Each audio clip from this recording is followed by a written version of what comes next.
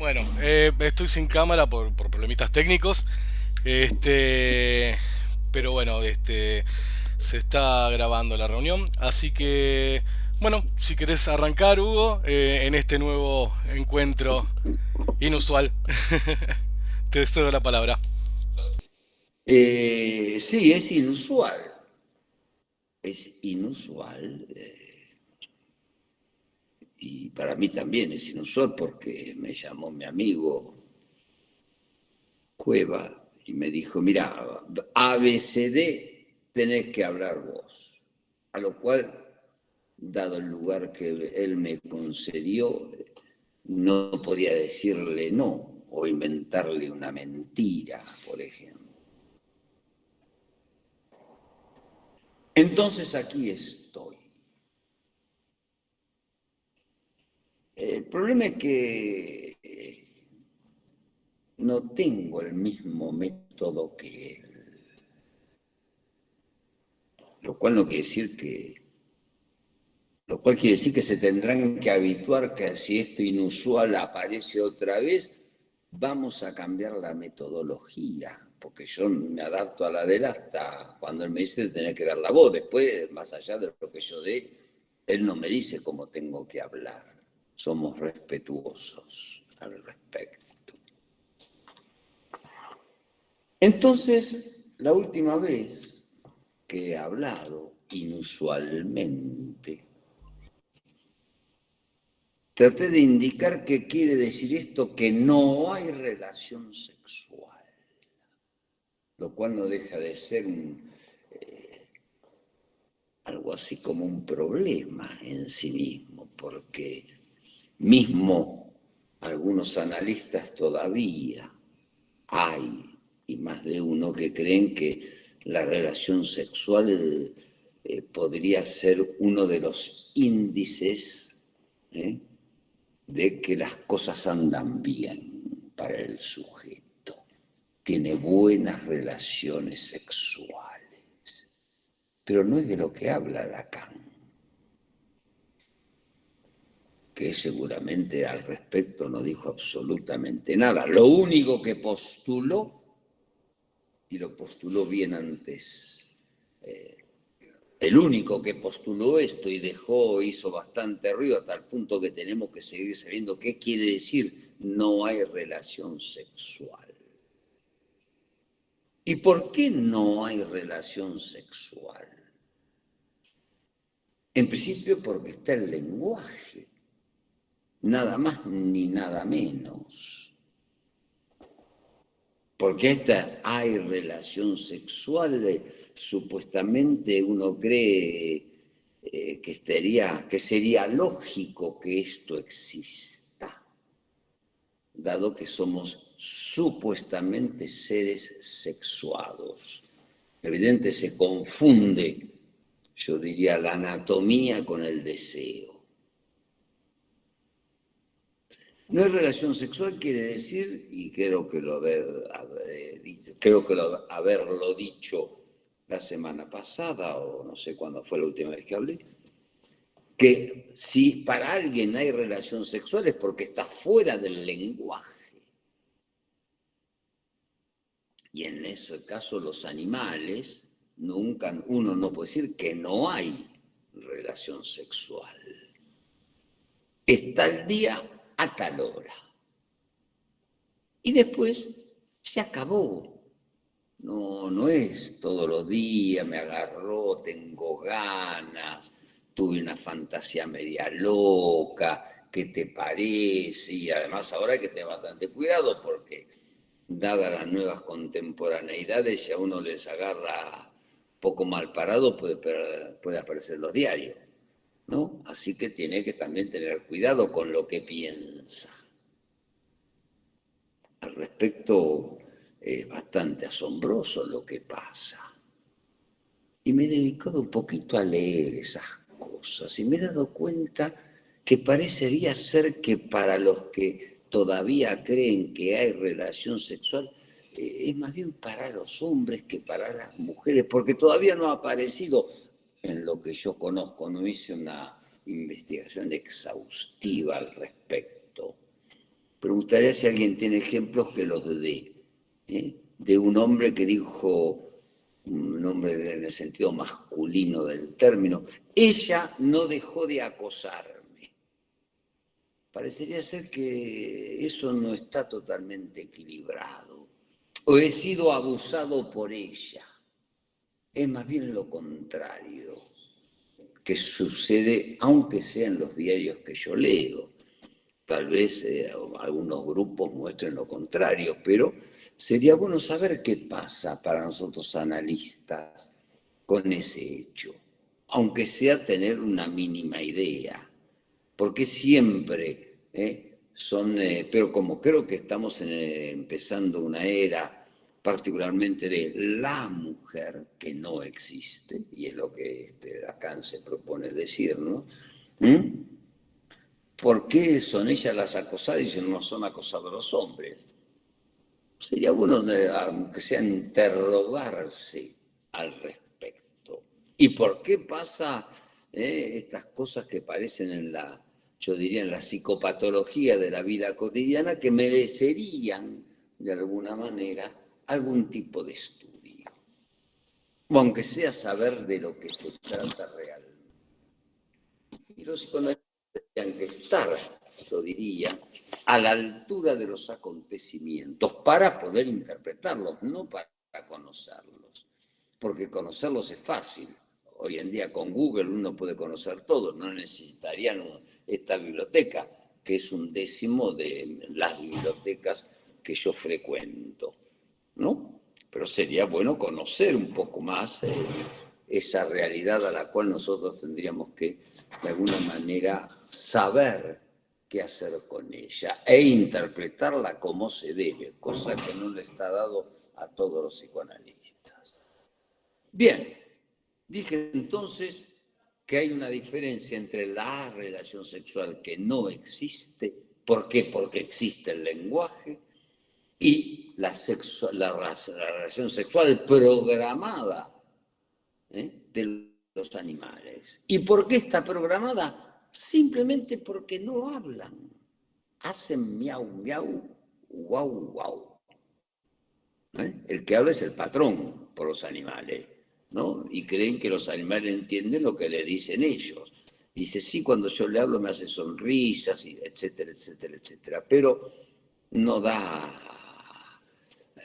lugar realmente más allá de lo que me decía una persona que de tanto en tanto viene a verme. Son mis bebés los 4 gatos que tiene. Es extraño llamarlos bebés, ¿no? Además, estos bebés, los 4 gatos, le envenenaban la vida, pero eran sus bebés. El problema es cuando tenía ganas, se le ocurría salir de vacaciones. ¿En qué orfelinato para bebés lo ponía? Y ahí se armaba un gran problema. Y había que elegir entre dejarlos solos o llevárselo de vacaciones. El problema es que si se lo llevaba de vacaciones costaba más caro el pasaje de los 4 bebés que el de ella. Sobre todo si cambiaba de continente, ¿no? De Marco me hace señas, no sé cómo ella, después me va a decir por qué, ¿no? Porque parecería que ella también había escuchado este tipo de discurso. ¿Qué hago con mis bebés? Ahora, yo no le digo, pero ¿y cómo los tuvo estos bebés? Uno lo encontré en la calle y le puse miau miau, al otro me lo regaló una amiga porque tenía como 40 y no sabía qué hacer, entonces como no lo... Y toda una metáfora, un discurso alrededor de qué hacer con un partener que no habla, que es el sueño de la relación sexual, que no diga una sola palabra. Bien, esto es para introducir un poco un tema que es bastante difícil de tratar. Entonces, a partir de esa idea, aquello que suple a la relación sexual es la preocupación de Lacan. Estoy en la página 82. Me moveré entre las páginas 82 de la traducción hasta la página aproximadamente entre la 82 y la 85, y haré mis comentarios al respecto. Hace tiempo escandí un cierto hay uno, lo que constituye el primer paso en esta averiguación. Hay uno. A ver qué es uno, porque normalmente en la lógica lacaniana siempre hay dos, el significante uno y el significante dos. Más allá de haber dicho mucho tiempo después, lo que importa es el uno, el dos, en última instancia, no es el más importante. O sea que también ahí hubo un pequeño desplazamiento, como hay otro más acá importante del cual quiero hablarles, con respecto a la posición, yo diría, inicial de Lacan. Acá va a tratar nada más que del uno. Hay uno, parte de ese principio. ¿Qué va a hacer? Suena el teléfono. Este hay uno no es sencillo. Y aquí viene el caso de decirlo. Perdónenme un segundo.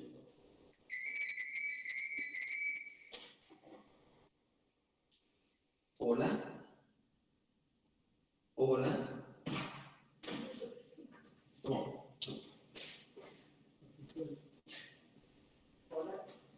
Esto no estaba previsto en el programa. Siempre hay inesperados. ¿Qué va a ser? Y vuelve a decir, hay uno no es sencillo, y aquí viene el caso de decirlo. En el psicoanálisis, o más exactamente en el discurso de Freud, ello se anuncia con el eros, definido como fusión de dos vuelto uno.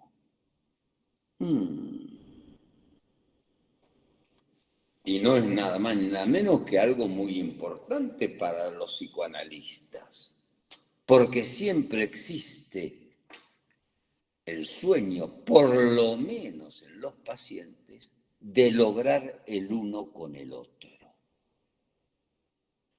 Encontré mi media naranja, se llama. Entonces el psicoanalista piensa ingenuamente, esperemos que no sean tan ingenuos, que es un logro encontrar la media naranja. Lo que él no sabe, supuestamente el que encontró la media naranja, que ahí empiezan los problemas. No por nada, cada vez más se impone WhatsApp, ¿no? O sea, un uno que no habla. El WhatsApp. Se mandan mensajes. De ahí su éxito. Que lo único que son letras. Unidas de una manera particular según la lengua, pero son letras. Y se creyó que este hacer uno con el otro era un logro. Lo cual no deja de ser también un cierto problema, porque está el famoso si yo lo hubiese sabido. Si yo hubiese sabido que era esto, tal vez hubiese dudado en su momento. Pero la ilusión del uno es una ilusión mayor de hacer uno con el otro. Y mismo se puede presentar en el caso de la práctica analítica, que el paciente hace uno con el terapeuta. Estoy de acuerdo con él. Es un mal signo que esté tan de acuerdo. Sería un buen signo. No estoy totalmente de acuerdo.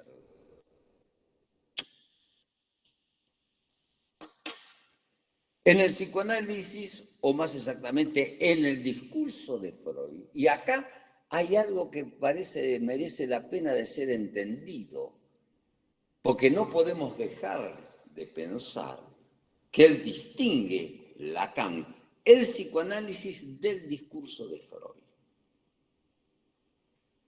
Lo distingue porque lo está revisando al psicoanálisis. Y está revisando el discurso de Freud a partir de los conceptos de Lacan.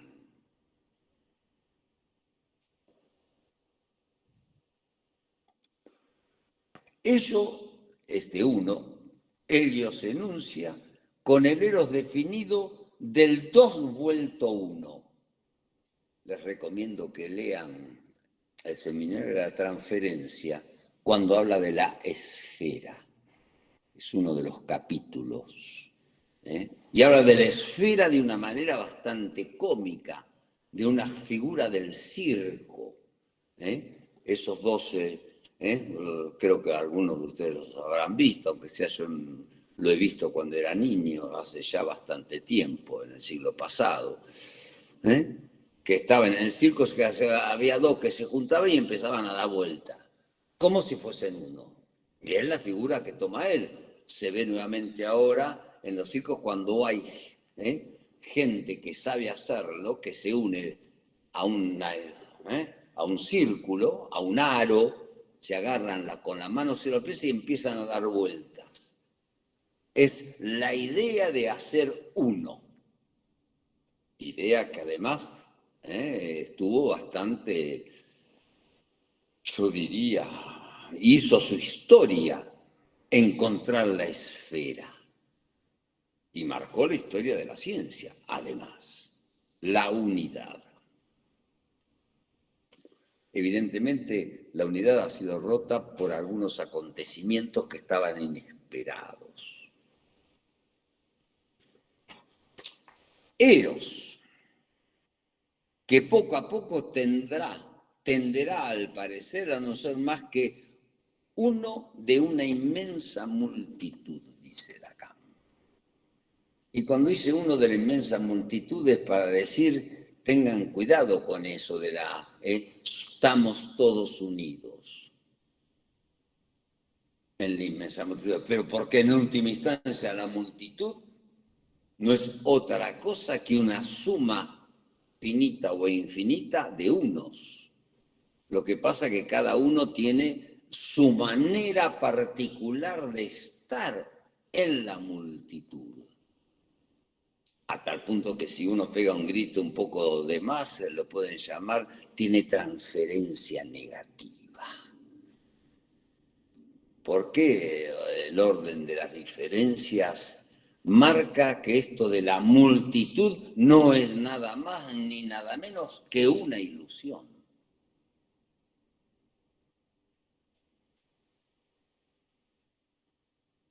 Y evidentemente, muy rápidamente, él ya le da a Freud, Lacan, algo que viene a romper esta idea de que hay el uno. A partir de introducir que la otra cara de la medalla del Eros es el Tánatos, lo cual viene a reducir a polvo, dice él, la idea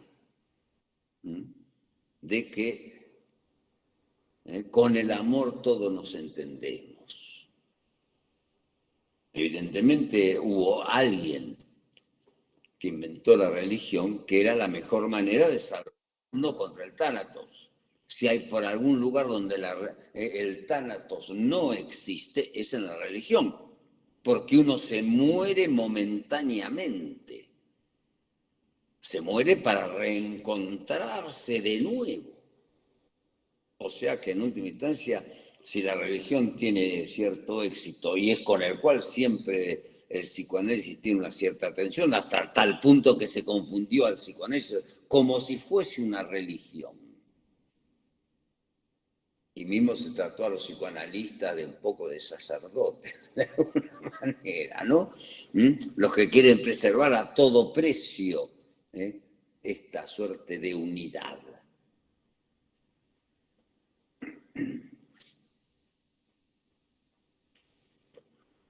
Y lo más extraordinario que el párrafo siguiente a esta introducción de Tánatos, que viene a poner un cierto bemol al amor, o sea, amor y odio van siempre juntos. Si te odio es porque te amo, es una frase muy conocida. Porque si no te amaría, no te odiaría. Eso es lo más importante que hay que escuchar. Que cuando el otro habla del odio que le tengo es porque lo amás. En última instancia, la única manera de no amarlo es que me es en suma indiferente, como dice el poeta. O sea, la indiferencia, como rasgo clínico, quiere decir que el amor y el odio han desaparecido.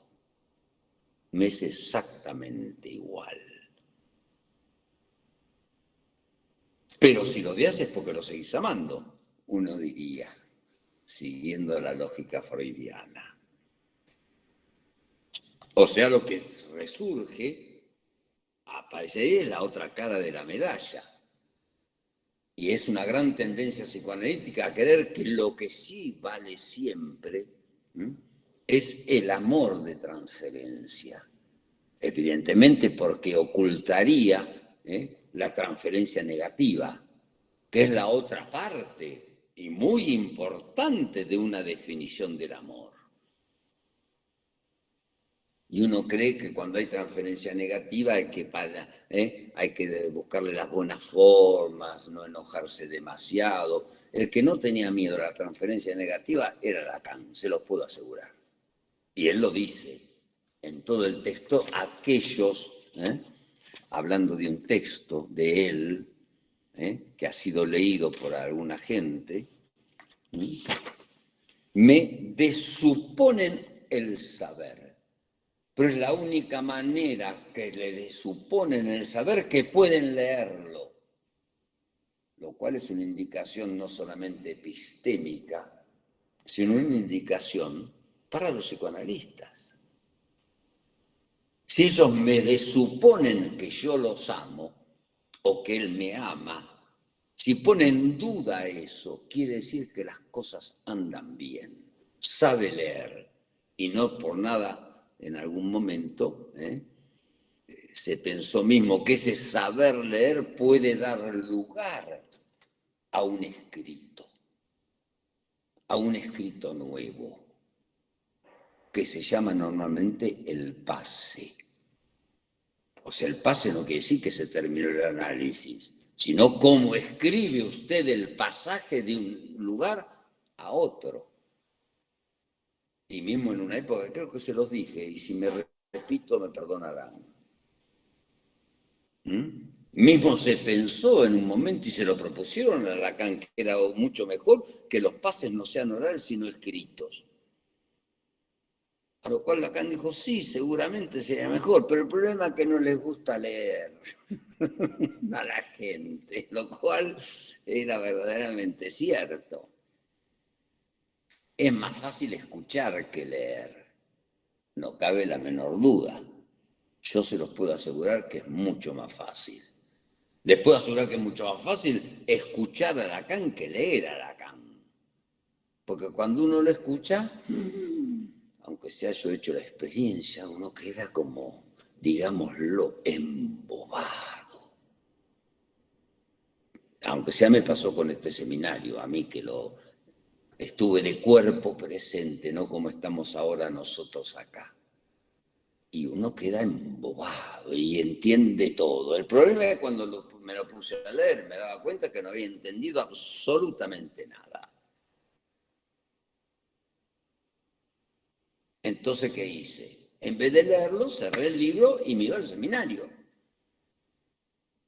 Por eso cree uno que sabe cuando va a verlo. O sea que impera un poco algo así como el dejarse llevar por lo que dice. Por eso ustedes graban lo que yo digo. Graban lo que yo digo para ver en todos los lugares que me equivoqué. Evidentemente. ¿No? O mira lo que dice Freda. Es una manera muy particular de desuponer lo que yo digo cuando se lee.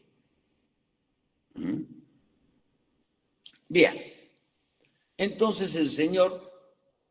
Y lo más interesante es que enseguida, rápidamente, la próxima frase en el seminario, voy frase por frase, es mi método.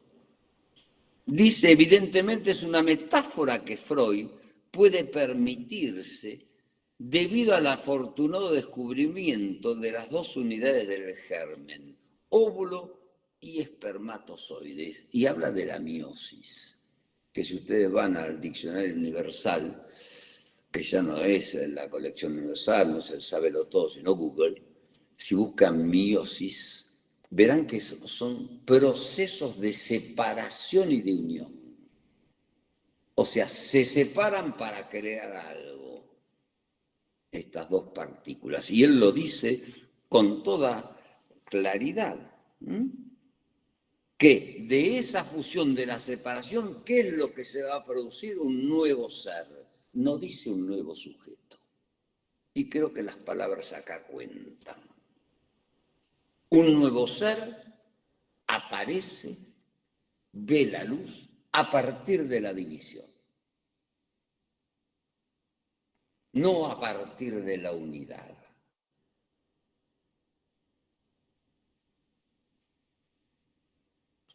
Bien, lo cual tiene totalmente su razón de ser.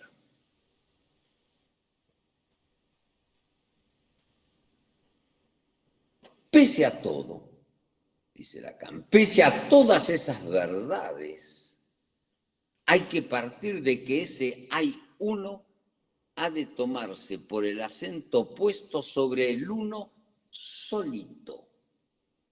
Y la palabra interesante acá es el uno solito. Solito es la palabra interesante.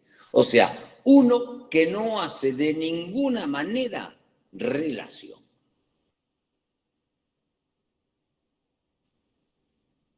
Allí se capta el nervio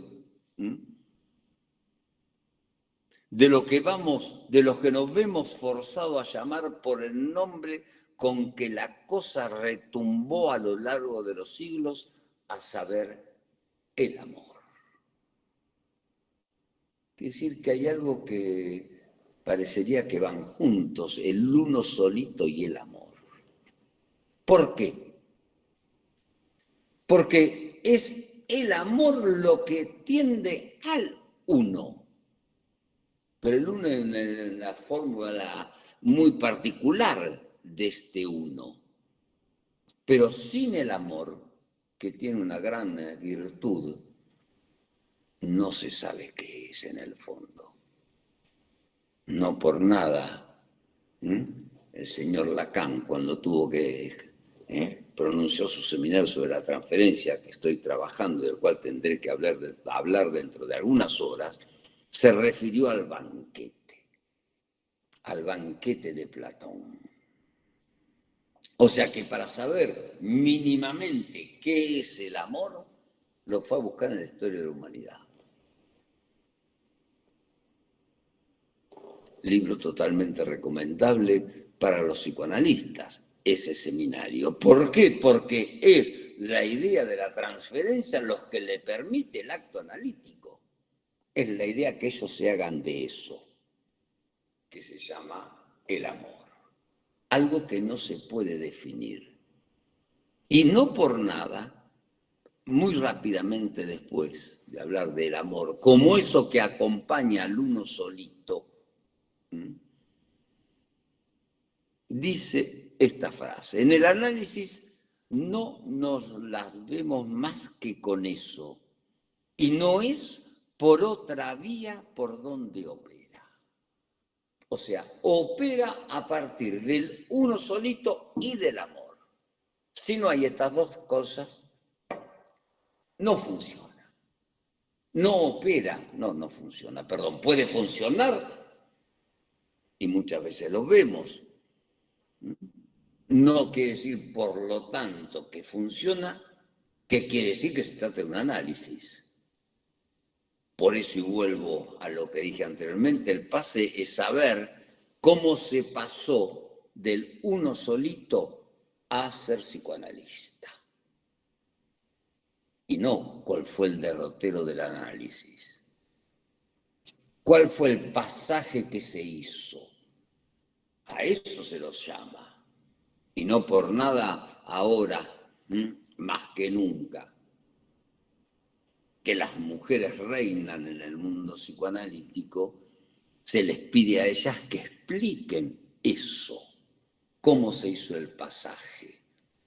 Y se les pide que expliquen cómo hizo ese pasaje a partir del ser no toda.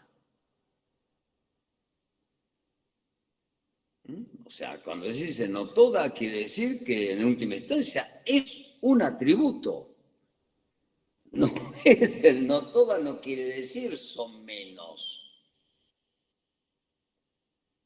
Quiere decir que el programa de la mujer tachada es a inventar. Lo cual, aparte, hay un lugar que es importante, es el no toda.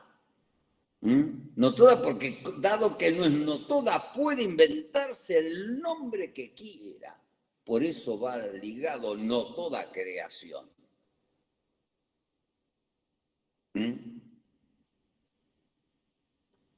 O sea, una responsabilidad Lacan les da una responsabilidad mayor, a la cual en el texto, como ustedes lo han podido observar, seguí esperando. No sé si nos podemos decir lo mismo que él. Todavía seguimos esperando que nos den la idea de qué es esta otra satisfacción.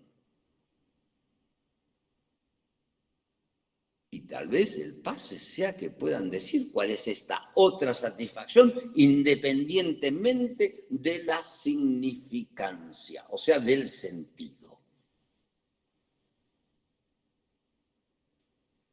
Por eso creen que para los hombres es más fácil. Sí, pero que sea más fácil no quiere decir que les abra la puerta de alguna manera a la creación. Por eso de alguna manera el señor Sigmund Freud fue bastante reticente cuando tuvo que hablar de los artistas.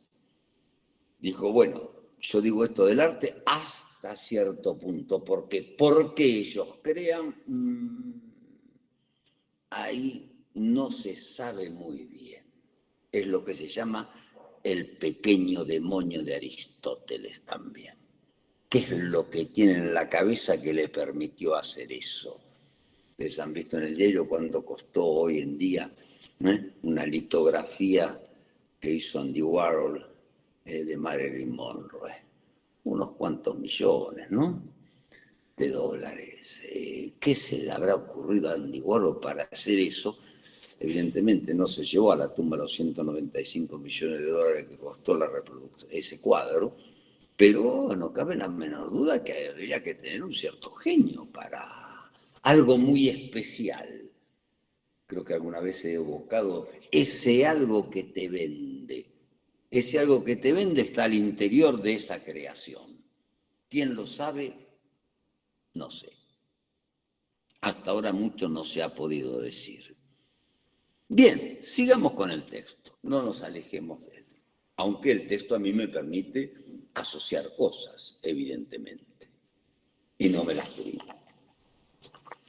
En el análisis no nos vemos más que con eso. Vía singular por ser la única que permitió despejar aquello con que quien habla creyó deber sustentar la transferencia en cuanto no distinguible del amor. Importante este dato que da acá, que para él transferencia y amor no se distinguen, a pesar de que en el seminario sobre la transferencia haya dicho que no se puede confundir amor y transferencia. Acá hay un cambio. O sea, amor y transferencia es lo mismo. Y lo que hace Lacan es, de alguna manera, definir la relación transferencial por la forma del sujeto supuesto de saber. O sea, ¿qué es lo que sabe el analista que viene a buscar el paciente? Ese es sujeto, supuesto de saber. La palabra importante es el de. Se le supone un saber sobre el amor que nadie tiene. Lo cual además, al lo cual el analista evidentemente no puede responder. No por nada se dice que no responde a la demanda. Porque ¿cuál es la demanda? Dígame a qué hora vengo, a qué hora no vengo, dónde se compró la camisa, qué libro lee. No, no, no, eso no es. Esas son las maneras particulares que, si me lo dices, ¿por qué me ama? O sea que lo que se va a buscar es el objeto que tampoco el analista posee, pero hay que saber hacer con esta suposición. El que no sabe hacer analista con la suposición de saber, evidentemente debe retirarse, ¿no? Porque si se lo ama es porque se supone que el objeto y la definición del amor, él la tiene. Pero si definimos el amor por pedir aquello que no se puede dar, también hay que saber que lo que el paciente está pidiendo es aquello que no se puede dar. Por lo tanto, lo mejor es no intentar dárselo, lo cual sería ya un gran hallazgo. No sé qué decirle exactamente, por eso no le tiene que decir nada. Sería una manera fácil de controlar. Y me pide siempre lo mismo. ¿Qué hago? Lo que hace siempre. Nada. Que se lo siga pidiendo hasta que él pueda entender por qué se lo pide tanto. ¿No? Entonces, tal vez el paciente cuando entienda que se lo pidió tanto y que el otro no se lo da, que decir que lo que le está pidiendo es el agujero donde él puede ubicar cómo él define el amor. Uno por uno. O sea que el silencio del analista no quiere decir que no sepa qué decir, sino que sabe lo que no se puede decir, que es ya una interpretación.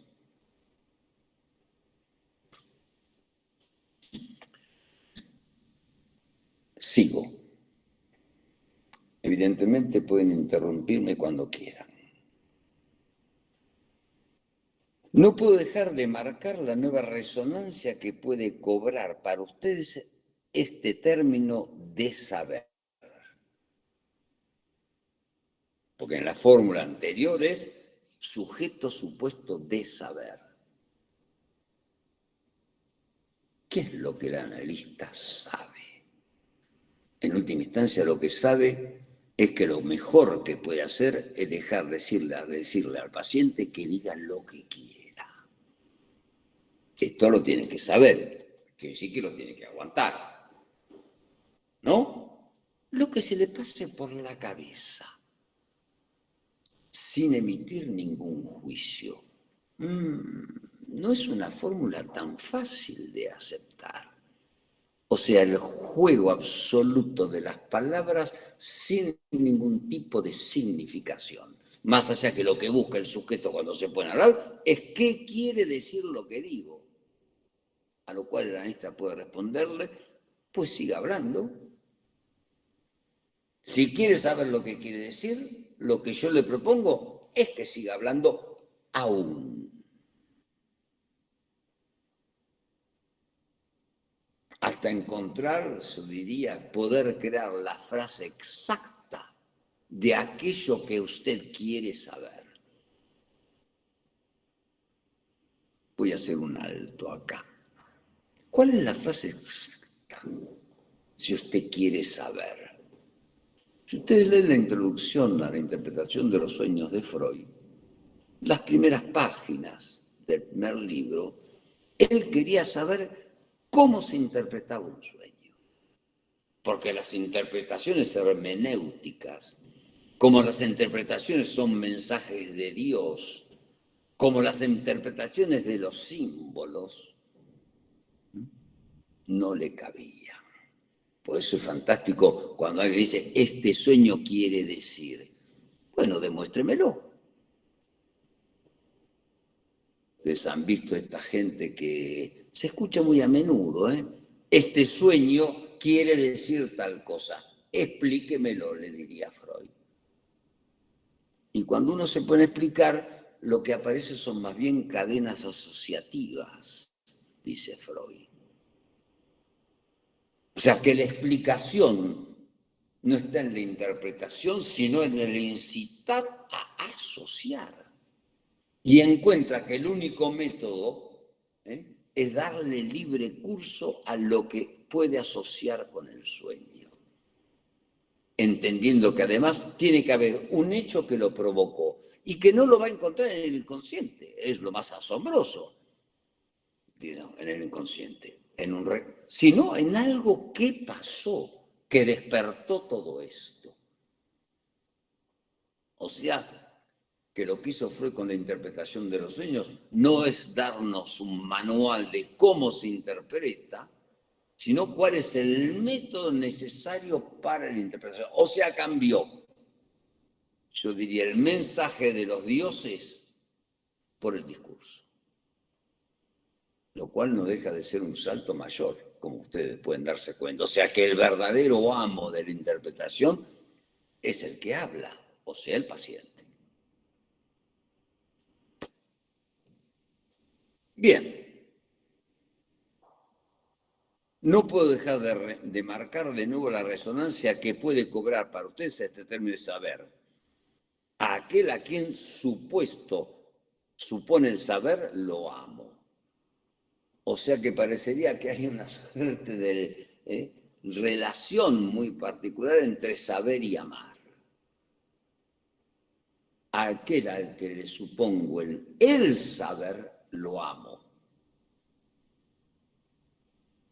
Y esto no deja de ser misterioso, porque que yo sepa, aunque sea en mi experiencia, cuando uno empieza a amar, no toma un examen al otro, no le pasa una hoja, bueno, ahora te voy a tomar un examen para ver todo lo que vos sabés. Sabés sumar, sabés restar, sabés hacer esto, sabés hacer el otro, sabés escribir una carta, sabés abrir la puerta, sabés manejar. No, nada de eso. Que yo sepa, lo único que hace eventualmente es un contrato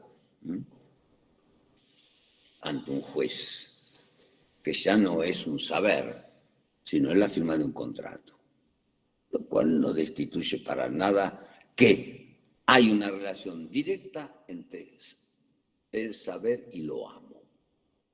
Lo amo a aquel al que le supongo un saber sobre qué, sobre el amor. Porque el amor es lo que permitiría, de alguna manera, recobrar el uno, a pesar de que al final del partido no es que se recobre el uno, sino más bien la división. Bien. Y esto es importante, me parece señalar acá. Porque lo que insiste no es el deseo de saber, sino que lo amo. Por eso se llama la caída del sujeto supuesto saber, es que ya no lo amo más a mi analista. O sea que la fórmula del amor me la tengo que inventar. El otro día me preguntaba un amigo por un ex poeta, gran amigo mío, no sé si ustedes no sé si lo conocen, seguramente no, porque no se convirtió en un bestseller. Era Manuel Escorza, el que hizo Redoble por Rancas. Escritor peruano, no era amigo de Vargas Llosa, evidentemente, con toda la razón del mundo, pero bueno, la cual comparto. Entonces, cuando uno le preguntaba, ¿cómo estás con tu mujer?, él me contestaba, es un Vietnam sentimental. Interesante la fórmula del amor, un Vietnam sentimental, ¿no?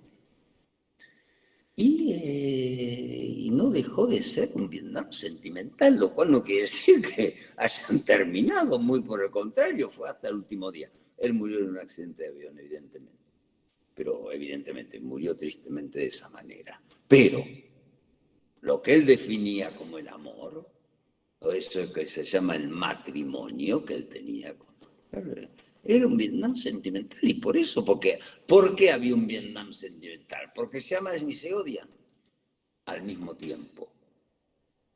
Porque no era una paz absoluta. Al final uno busca un poquito de guerra porque si no hasta se podría hacer aburrido. ¿Mm? Bien. Hace un rato me vieron flotar, retroceder, vacilar en inclinarme en un sentido o en otro hacia el amor o hacia lo que se llama el odio. Cuando los invitaba de manera apremiante a tomar parte de una lectura cuyo hilo, está hablando del libro del cual se habla de él, no lo más que la de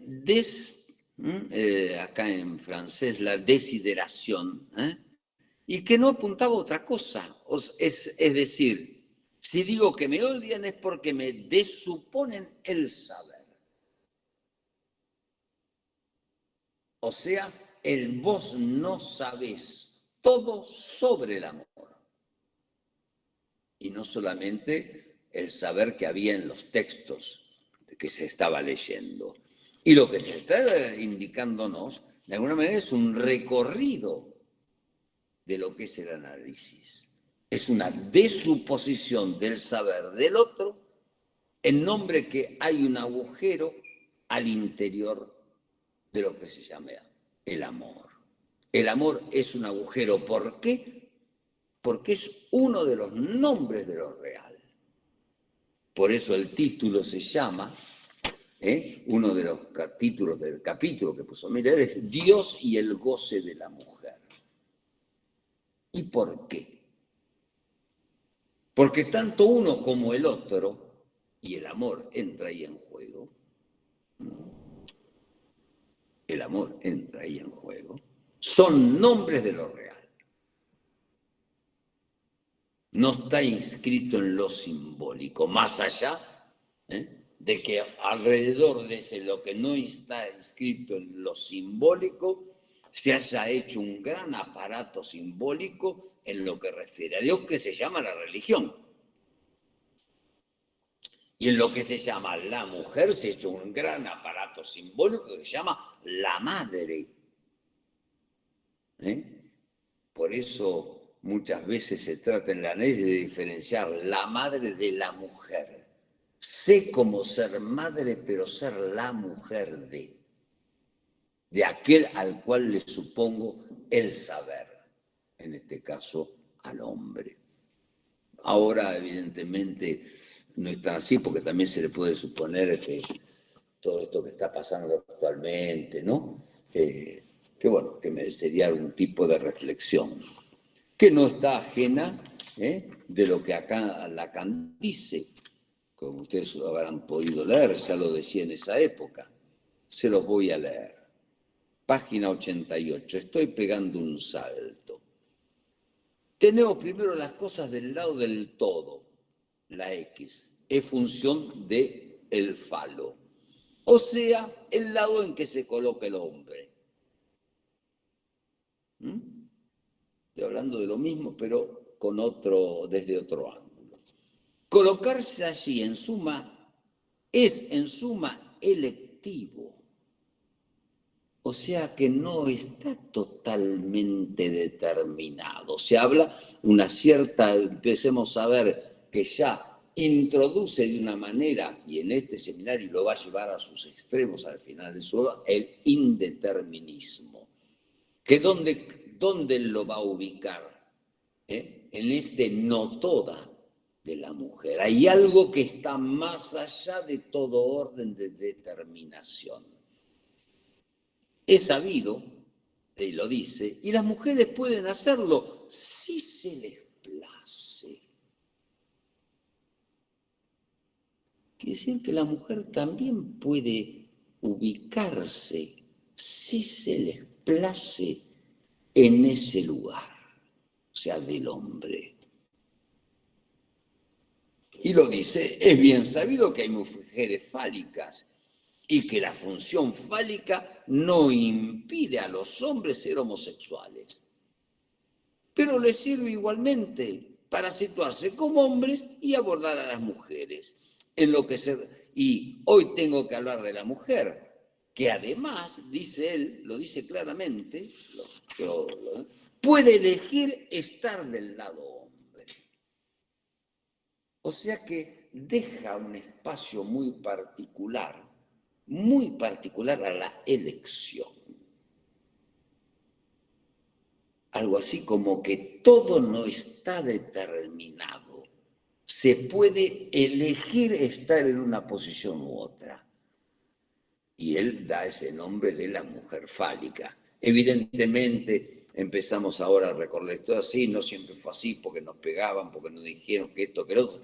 Mira, todo que sí, pero usted puede elegir estar en otro lado. Y es lo que está pasando ahora. A tal punto puede elegir estar en otro lado que puede decir, yo no soy mujer, soy un hombre. Y el hombre puede decir, yo no soy un hombre, soy una mujer. Parecería que Lacan, en el año 1972, o sea, hace 50 años, ya veía esto que está pasando. Que dadas las fórmulas, y la manera como él introduce la función fálica, no quiere decir que haga una clasificación sociológica, sino un punto de elección, donde cada uno quiere situarse. Un analista debe estar precavido al respecto. No porque se presente como hombre eligió estar en la función fálica. No porque se presenta con pollera, bien vestidita y me quiero decir, que se presenta como mujer. Tal vez lo que me está diciendo te estoy engañando, porque a la primera de cambio, ¡bum! Paquete que es. No sé lo que puede pasar. O sea, que lo que está hablando Lacan no es del determinismo absoluto del sujeto, sino que el ser tomado por el lenguaje puede elegir la posición que quiere tomar. Y eso es lo que hay que descubrir, evidentemente, porque una de esas, como dicen por ahí los chicos, lo actúa. Palabra horrenda para mí. ¿No? Se dejan a la psicología, está bien, pero bueno, no es que lo actúa. Tal vez lo pone en escena, lo cual ya sería una manera mucho más linda de decirlo. No solamente más linda, sino que cuando hay una escena hay que saber los personajes. Tal vez algunos que están frente, de un lado del telón, otros que están detrás del telón, había un texto escrito antes, hubo muchas interpretaciones, etcétera, etcétera. O sea, levantar el telón no quiere decir levantar solamente para que aparezcan las primeras figuras de la escena, sino también levantar el telón de aquello que oculta a los otros personajes que intervienen en el orden de la determinación. Bien, sigo.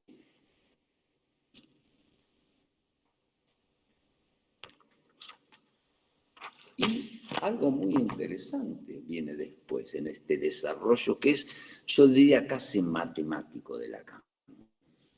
A pesar de que están lleno de sus palabras y demás, es A más B más C más D. Es un caminito muy, yo diría, meticuloso. Y esta de su posición. Si digo que me odian es porque me desuponen el saber. ¿Y por qué no?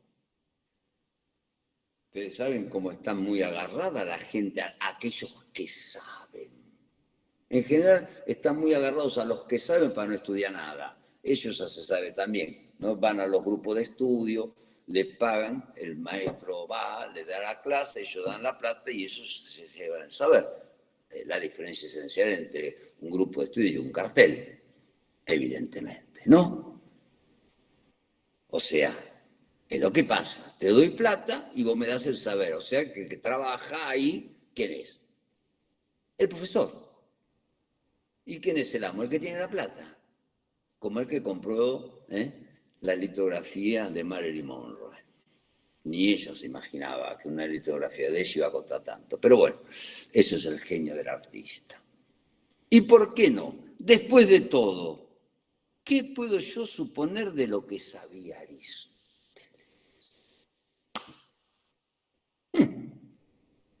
¿Qué puedo yo saber de lo que sabía Aristóteles? ¿Qué puedo yo saber de lo que sabe mi analista? Sí. La única manera que le tengo yo de suponer un saber es porque lo amo. Por eso se llama amor de transferencia. ¿Y cuál es la inversión que hace el paciente? Que hace una transferencia del saber que le supongo. Por eso se llama formación analítica y que no por nada hay que ir al diván para encontrarla, esa formación analítica. Porque le supongo, como a Aristóteles, un saber. Se lo supongo. Tal vez lo lea mejor en la medida en que menos saber le presuponga. Y es el pasaje de la suposición a la lectura. Pasaje muy importante. ¿Querés saber lo que sé? Léeme. Aunque Lacan decía, y esto fue una pequeña anécdota que les cuento, ¿qué quiere decir ser lacaniano? Le preguntaron una vez. Dijo, venga a hacer un análisis conmigo y lo vas a ver. Interesante. Si usted quiere saber qué quiere decir ser lacaniano, analícese conmigo. ¿No? O sea, como usted me presupone que yo lo soy, venga a analizarse conmigo y veremos si puede leer algo que le permita hacer un escrito donde puede encontrar mi saber. O sea, que hay una diferencia entre leer y suponer. Por eso muchas veces se escucha decir, yo tengo el sentimiento que. Ah, ¿sí? ¿Y dónde lo leíste? Porque sentimiento, o sea, miento, es la palabra que acompaña al sentir. Pero no es una mentira porque sea mentiroso. Es porque no leo. Si lo leo, dejaría de sentir menos. Eso seguro. En esta condición de una estricta puesta a prueba de la lectura, y es la que no esquivo. O sea, la puesta a prueba del saber analítico está en la lectura que se hace de Lacan.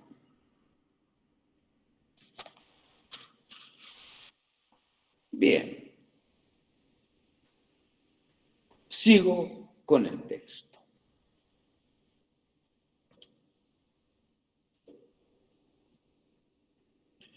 Lo que se nos ofrece para que lo leamos de lo que para el lenguaje existe, o sea, lo que viene a tramarse como efectos de su erosión, no puede desconocerse. ¿Qué quiere decir esta frase? Susana hace así. ¿Qué quiere decir esta frase? Parecería que ella también se hizo la pregunta. ¿Qué quiere decir? Vamos a darle de nuevo, Susana. Página 84.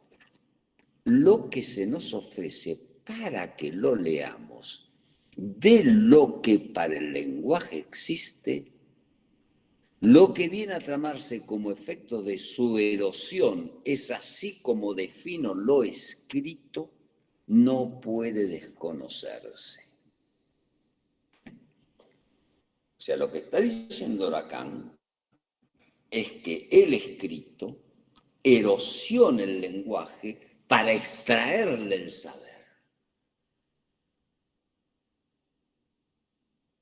Hay una erosión en el sentido de como uno le pasa el papel de lija para que salga el brillante. Es como el lenguaje eroda al discurso para que emerja un saber que puede escribirse. ¿Qué fue el descubrimiento de Freud en última instancia? Que aquellos que los otros llamaban, me equivoqué, no sabía lo que dije, no es esto lo que sabía, lo que quería decir, dije otra cosa, el lapsus, eso que aparecía como nimio, como equivocaciones, como me equivoqué, es eso lo que vale. O sea, prestó atención a lo que eroda al dicho para que de ahí emerja una verdad. Y lo llamó formaciones del inconsciente. No, eso es el inconsciente.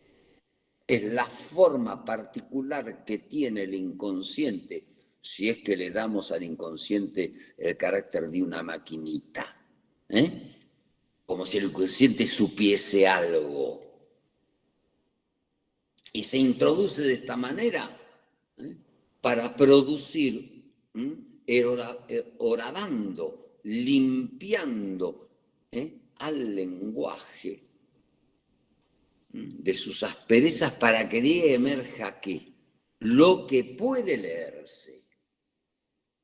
A tal punto es lo que puede leerse que un señor como Einstein, que creo que ustedes conocen, o sea, en este momento de la historia más que nunca, porque fue el que inventó algo así como una fórmula un poco particular que puede dar lugar a bomba atómica, decía que una fórmula matemática es exacta cuando es estética. O es estética o no es.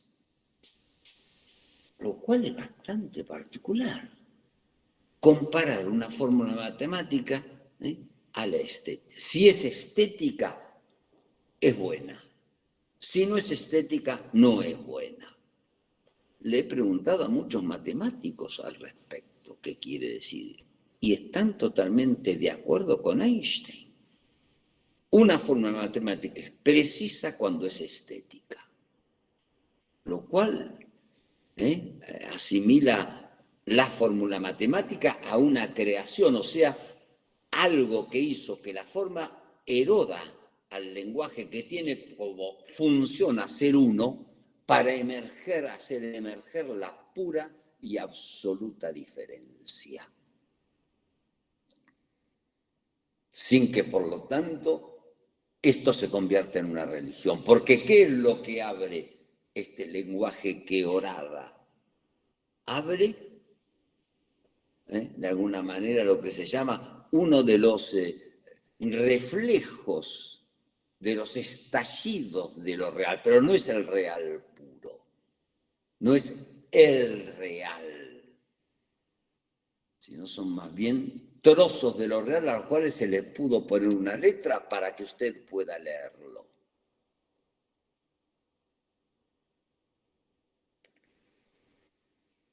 Bien, gracias a la computadora sé que faltan exactamente 14 minutos. No me imaginaba poder hablar tanto. Bien, es así que voy a dar un salto para terminar.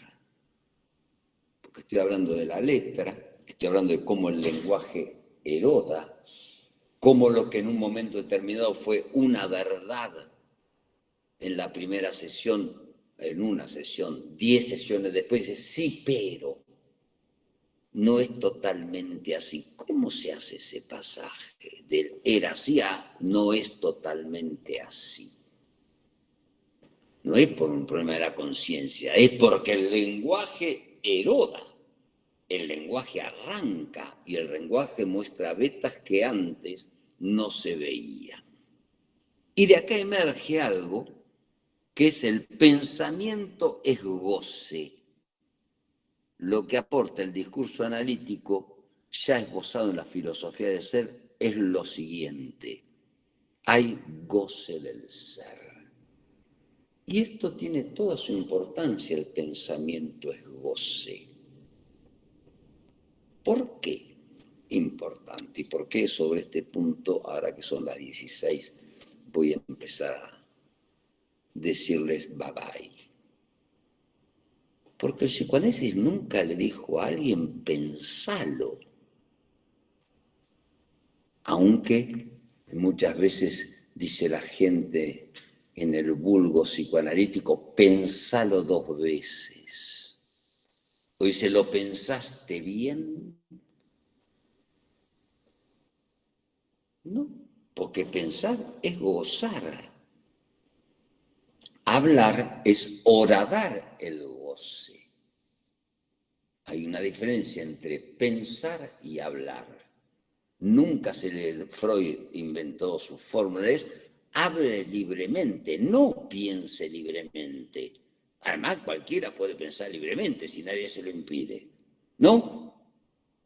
Ustedes están pensando supuestamente ahora. Y lo que deben estar pensando de mí, ni quiero saberlo. ¿Qué es eso lo que piensa de mí? Hasta el punto que cuando uno le agarra el rincón, va y se lo pregunta, sobre todo al partener amoroso. ¿Qué pensás de lo que te digo? ¿Por qué? Porque lo que te digo, no, pero ya te he respondido. Ya te responde así, pero tal vez pensaste otra cosa. Porque no estoy seguro que todo lo que me decís es todo lo que pensás. Porque además me lo decís de tal manera que me hace pensar que,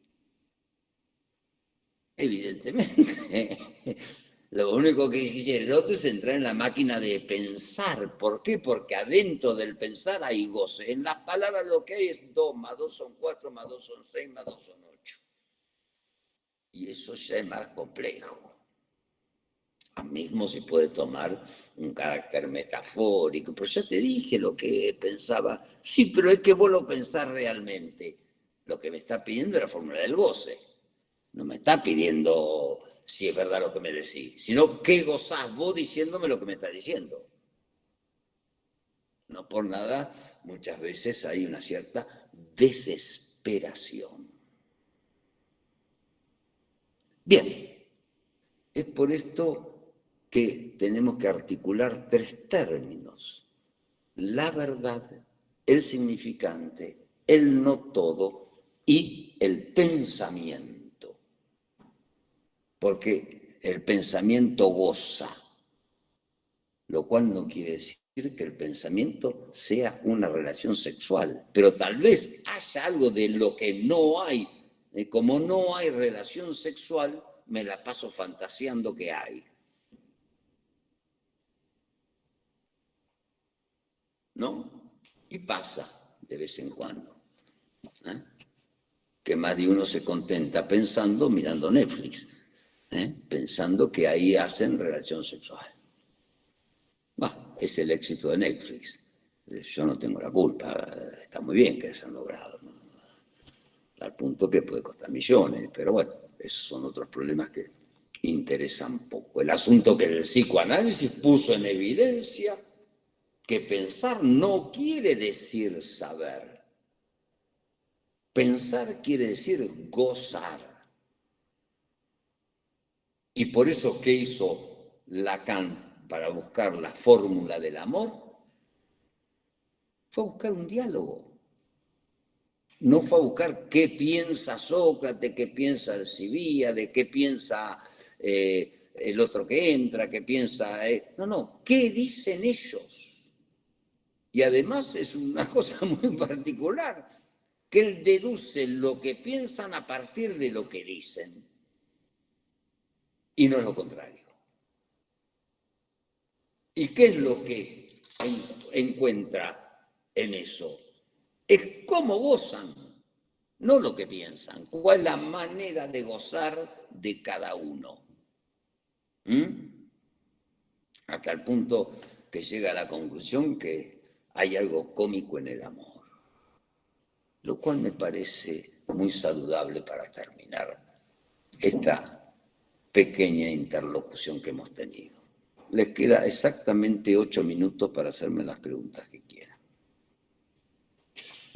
Y muchísimas gracias por la atención, sobre todo. Y gracias a mi amigo por permitirme, yo diría, de alguna manera es un soliloquio, un seminario, ¿no? Donde, bueno, yo les digo un poco como leo, no como pienso, ¿eh? Eso sí, porque eso ya, si me atengo a lo que digo, bien. Muchísimas gracias a vos, Hugo. La verdad que fantástica la clase. Nos deja pensando y gozando de tantos pensamientos. Este, así que bueno, abrimos el espacio para si alguno tiene una pregunta, alguna intervención. Y bueno, y muchas gracias a los 40 y pico de participantes que tuvimos. María de los Ángeles, sí. Muchas gracias, Francisco. Nos dejas pensando, de verdad, muchísimas cosas. Voy a tratar de formular una pregunta mal formulada posiblemente, Y si todavía no la formuló, ¿cómo sabe que está mal? Porque quisiera escucharte un poco más sobre esto que dijiste acerca de Einstein, importantísimo, de el surgimiento de la fórmula matemática como creación, y me preguntaba en relación a la letra como retal que también tiene la función de hacer litoral y que es algo que de alguna manera se extrae. Mi pregunta es que mencionaste la estética, que Freud define como la doctrina de las cualidades de la sensibilidad. Me pregunto, de esa letra, el artista, y bueno, quizás el analizante, ¿qué es lo que puede producir como creación? Y ella me dijo cómo fue al principio mal formulada la pregunta. ¡Opa! Que no quiero que nadie más me haga preguntas mal formuladas, entonces, para hacerlo claro. Gracias. Es verdad, algo, yo no voy a poder responder a todo eso, pero sí a un punto esencial, que tiene que ver con que esto de lo cual dije algo muy rápidamente, tal vez haya que profundizarlo, de cómo el lenguaje eroda. ¿Ah?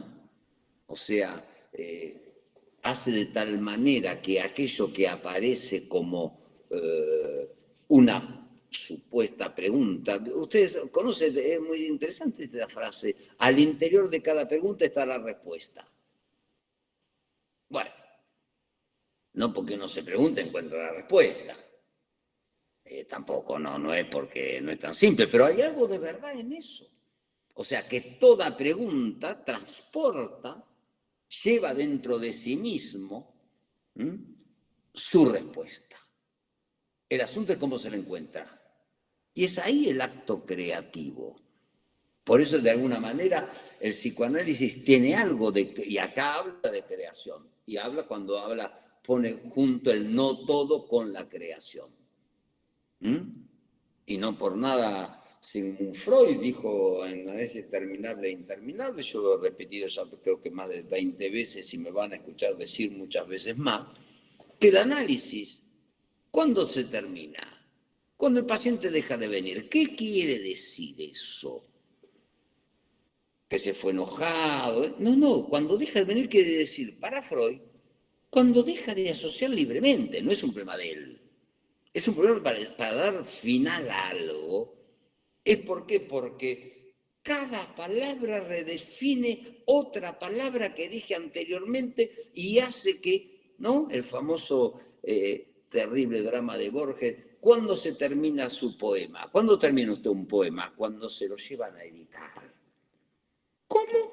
Sí, porque si no lo seguiría escribiendo y reescribiendo y reescribiendo, ¿no?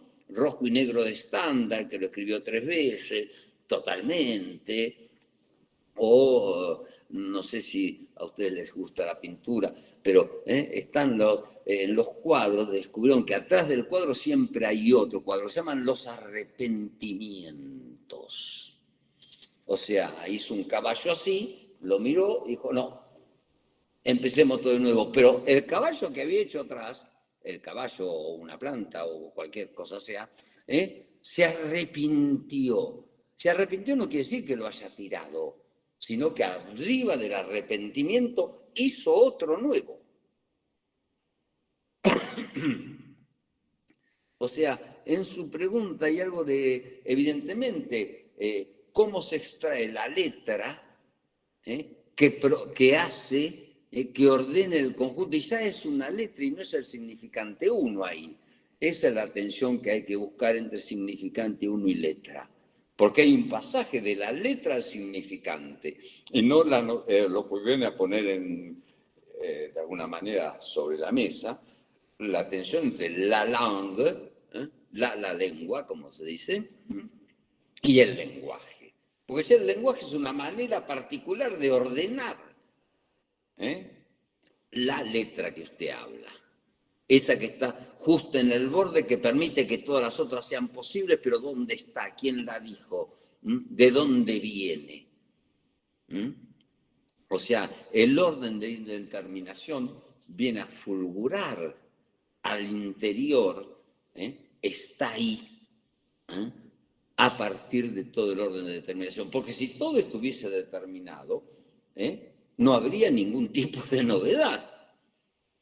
Y cuando habla Freud, y es muy interesante, Lacan, citando el mito de Edipo, dice, bueno, nadie va a creer que el mito de Edipo tiene que ver con que él quería a la mamá, tuvo que matar al papá porque quería acostar. Estas cosas, pero eso no es lo importante. Lo importante de Edipo es que él no lo sabía. Entonces esto le da muchas indicaciones a los psicoanalistas, ¿no? No es porque, usted quiere acostarse con tu mamá. ¿Quién dijo eso?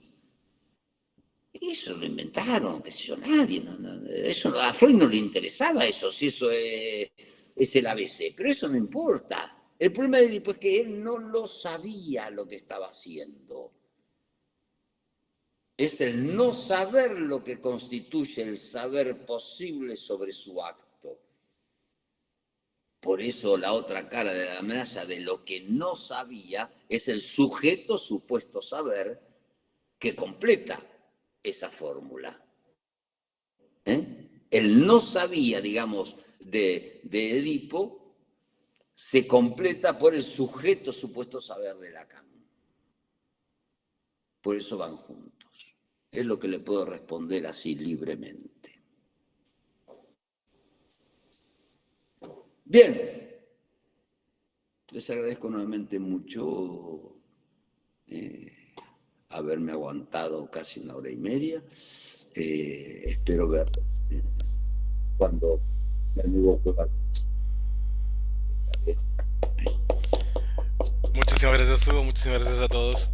A ustedes. Muchas gracias.